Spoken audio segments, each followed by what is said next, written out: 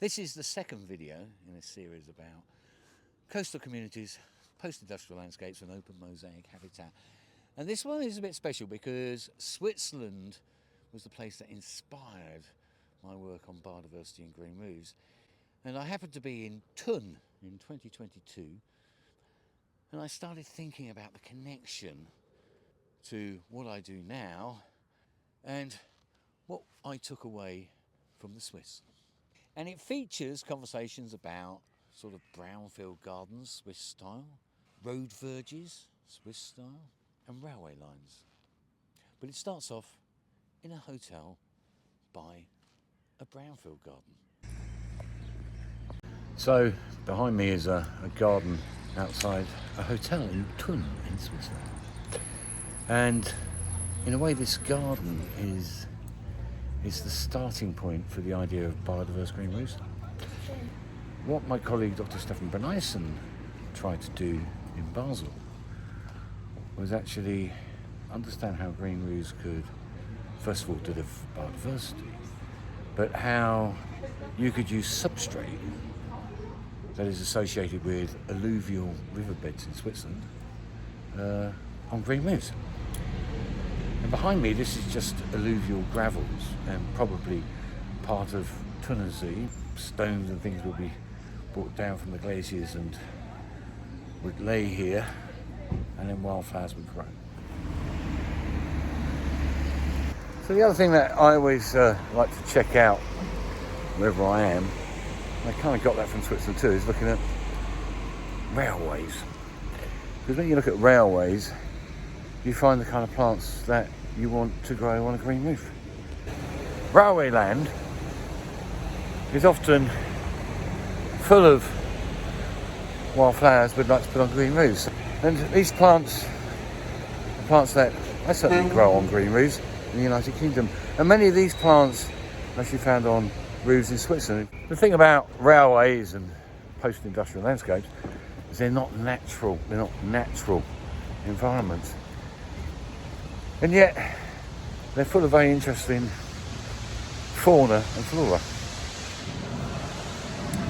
Just got distracted. Look at that turquoise Thunnersee. How beautiful.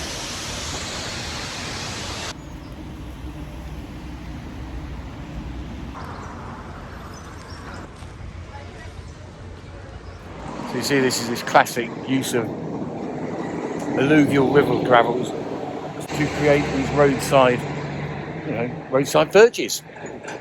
No topsoil, just aggregate. So what's here at this ground level is very, very similar to what's up on the roof. Lots of Petroharga saxifraga, St. John's wort, kidney veg, loads of stuff.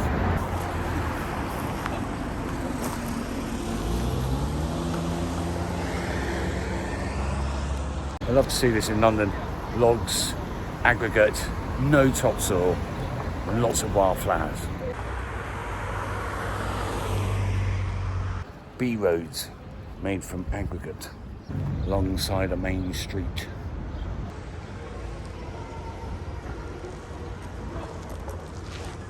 So my narrative, and the narrative of then the London Biodiversity Partnership, is could we, in London, thousands and thousands of hectares of what we call brownfield land was going to be built on, and could we take the characteristics of that brownfield land that nobody really valued, didn't look particularly nice, but actually had some intrinsic value for nature conservation, could we take that and put that up on the roof?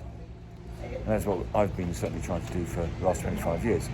But what we have to remember, a green roof is and will always be fundamentally an artificial place.